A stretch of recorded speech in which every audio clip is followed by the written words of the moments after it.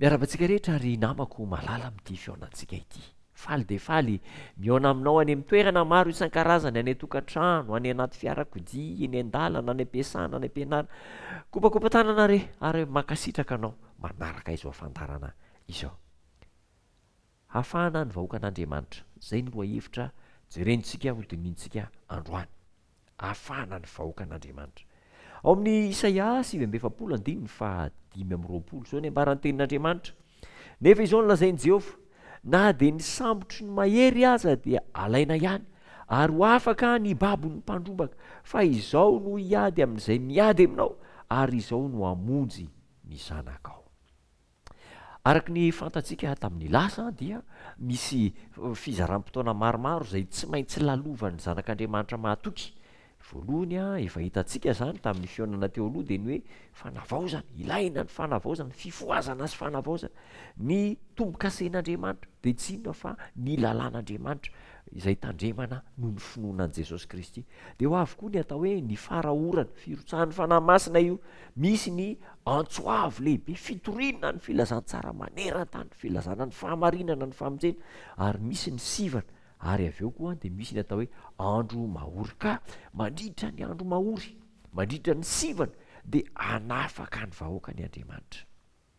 Isy fanenjehana mivantana mihitsy izay tena ahatra amin'ireo olon'Andriamanitra mahatoky amin'ny lalàn'Andriamanitra sy ny fitandremana ny sabata. Tena fanenjehana mivantana mihitsy zany. Dia izao mandositra ireo zanak'Andriamanitra ireo, mandositra any amin'ny toerana maro isan-karazany satria mafy dia mafy ny fanenjehana, miatra manaina, ho tapahan-doha mihitsy, ho pitsirina ny voamaso, ho tapahana ny tanany, tapahana ny tongony, vokatry ny filazantsara. Ary tsara ny ahafantarantsika fa ny hery tena hifanandrina hatramin'izay ny fanandrina sy ny fanandrina hatramin'izao, ary mbola hifanandrina mandra-pahatonga ny fahataperany zao tontolo zao dia ny herin'ny tsara sy ny ratsy, ny herin'ny Jesosy Satana.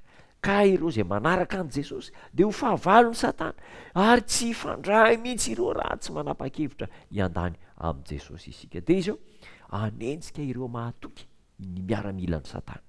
Ka izao nefa ireo vahoakan'Andriamanitra zay mielipatrana manerana an'izao tontolo zao, miafina any amin'ny toerana isan-karazany, dia mitalao ny fiarovan'Andriamanitra izy ireo, mitalao ny fiarovan'Andriamanitra. Ary andositra ny fahavalo izy ireo. Efa miomana zany izy ireo amin'ny andro tsara, amin'ny andro tsisy fanenjehana, fa ho avy zany dia efa manao fanazarantena izy ireo, miomana amin'ny alalan'ny vavaka hoe raha tonga ny fanenjehana dia tsy maintsy miandositra miala ny tanan-dehibe isika.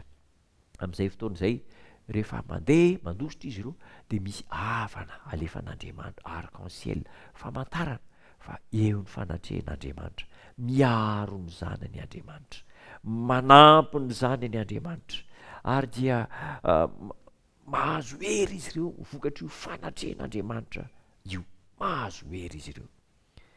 Talanjona tampoka ireo vahoaka ireo mahita n'izany havana izany, ary mitombo ny fanantenana, mitombo ny hery, ary tsy matahotra ireo fanenjehana zay ho avy. Eny fa na dia hanapaka ny lohany sy hamono ny ainy ary, hanapaka ny tomboka na trobaka lefina eo amin'ny tratrany sy ny fony, tsy matahotra an'izany izy ireo.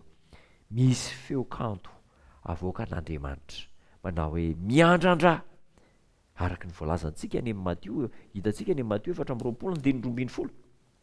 Matteo 4:20-20. Ahoana ny ambaran'ny tenin'Andriamanitra? Andinga jerentsika kely voalazan'ny Matteo 4:20, andininy 2:20, vakitsika amin'ny anaran'i Jesosy zany teny zany.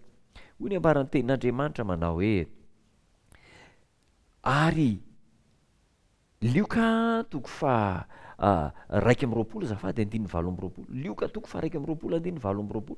Zao ny ambaran'ny tenin'Andriamanitra, miandrandra ka asandrato ny masonareo fa akaiky ny fanavotana. Andrandrao ny masonareo, asaina miandrandra fa akaiky ny fanavotana. Ary amin'izay fotoana izay dia ho avy tokoa ny fanampian'Andriamanitra, ho avy ny famonjen'Andriamanitra. Ary raha mbola eo am-pieritrehana n'izany ny zanak'Andriamanitra dia isy firavoravoana, isy fifaliana tsy tambo isaina, na dia efa manakaiky aza ny loza dia fantatra izy ireo fa akaiky noho ny loza ny famonjenan'ny zanak'Andriamanitra. Ry namana, mankahery mivavaka ho antsika mba hijoro mahatoky amin'ny fanarahanan'Andriamanitra, fa hanafaka ny vahoakany Andriamanitra, hanafaka anao Andriamanitra, hanafaka antsika ka nahoana hamafy ny fanenjehana sy ny fikorohana dia izao be lavitra noho izany ny tanan'Andriamanitra mamonjy mijoroatra amin'ny farany azakivy eo Andriamanitra manampy ianao androany, manampy ianao raha-pitso ary mbola hanampy antsika mandrakizay hivavaka isika.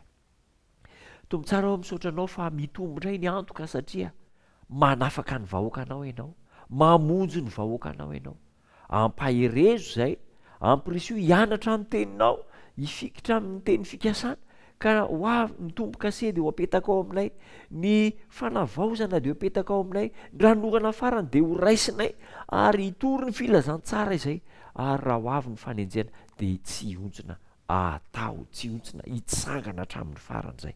Mankasitraka anao tompo ary tahio ny namana manaraka izao fandakana izao amin'ny anaranao Jesosy tompo. Amen.